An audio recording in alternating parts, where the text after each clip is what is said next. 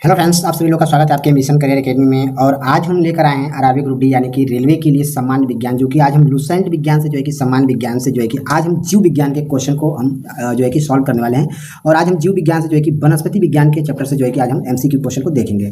तो चलिए, पहला क्वेश्चन यहाँ पर दिया हुआ है, जीव विज्ञान शब्द का प्रयोग सबसे पहले किसने किया था। तो जीव विज्ञान शब्द का प्रयोग सबसे पहले जो है कि लैंडमार्क तथा ट्रेवेनियंस नामक वैज्ञानिक के द्वारा किया गया था। ठीक है, चलिए नेक्स्ट क्वेश्चन यहाँ पर दिया है, जीव विज्ञान के जनक यानी कि फादर ऑफ बायोलॉजी के नाम से जाने जाते हैं कौन। तो जीव विज्ञान के जनक के नाम से जो है कि अरस्तु को जाना जाता है। ठीक है, ध्यान दीजिएगा, ये ऑप्शन यहाँ पर हमारा सही हो जाएगा। चलिए नेक्स्ट क्वेश्चन की तरफ बढ़ेंगे। नेक्स्ट क्वेश्चन दिया है, जंतु विज्ञान यानी जीरोलॉजी के जनक कौन कहलाते हैं। तो जीरोलॉजी के जंतु जनक जो है कि अरस्तु कहलाते हैं। ठीक है, चलिए नेक्स्ट क्वेश्चन देखेंगे, वनस्पति शास्त्र का जनक कौन है। तो वनस्पति शास्त्र का जनक जो है कि थियोफ्रास्टस को कहा जाता है। ठीक है, चलिए नेक्स्ट क्वेश्चन देखेंगे, चिकित्सा शास्त्र का जनक किसे कहा जाता है। तो चिकित्सा शास्त्र का जनक जो है कि हिप्पोक्रेटस को कहा जाता है। चलिए नेक्स्ट क्वेश्चन देखेंगे, बॉटनी या बॉटनी शब्द की उत्पत्ति किस भाषा के शब्द से हुई है। तो बॉटनी शब्द की उत्पत्ति जो है कि ग्रीक भाषा से हुआ है। नेक्स्ट क्वेश्चन देखेंगे, हिस्ट्री ऑफ प्लेंटेनम पुस्तक के लेखक कौन है। तो थियोफ्रास्टस हैं। ठीक है, चलिए नेक्स्ट क्वेश्चन देखेंगे, हिस्ट्री एनिमेलियम पुस्तक के लेखक कौन है। तो अरस्तु हैं। ठीक है, ध्यान दीजिएगा।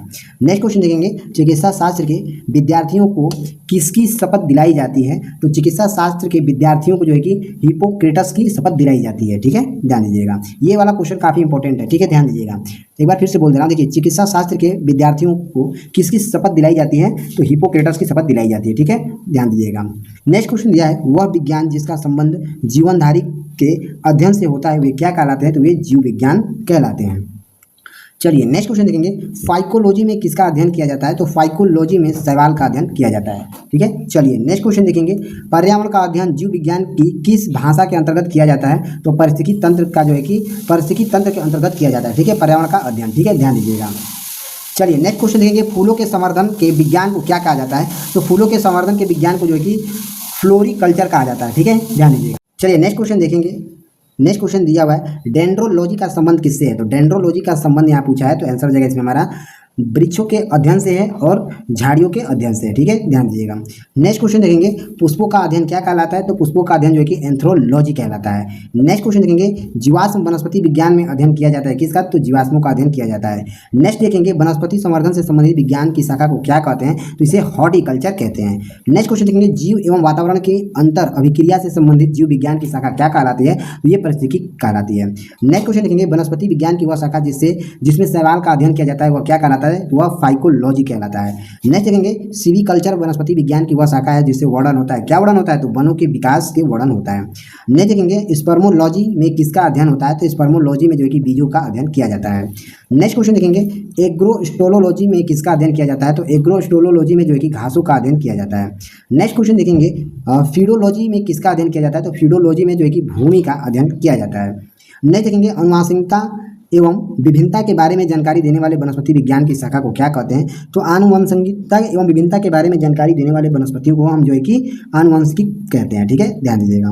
नेक्स्ट देखेंगे, पौधों को नाम देने वाला विज्ञान क्या कहा जाता है। तो पौधों को नाम देने वाले को जो है कि वर्गीकी कहलाता है वो। ठीक है, ध्यान दीजिएगा। नेक्स्ट देखेंगे, फलों का अध्ययन क्या कहलाता है। तो फलों के अध्ययन को जो है कि हम पोमोलॉजी कहते हैं।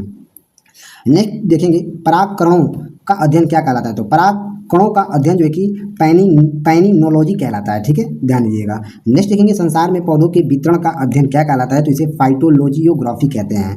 नेक्स्ट देखेंगे, साग सब्जी उत्पन्न करने वाले पौधों का अध्ययन क्या कहलाता है। तो ये ऑलेरी कल्चर कहलाता है। ठीक है, ध्यान दीजिएगा। साग सब्जी जो उत्पन्न करता है उसे क्या बोलते हैं। तो उसे ऑलेरी कल्चर कहते हैं। ठीक है, ध्यान दीजिएगा।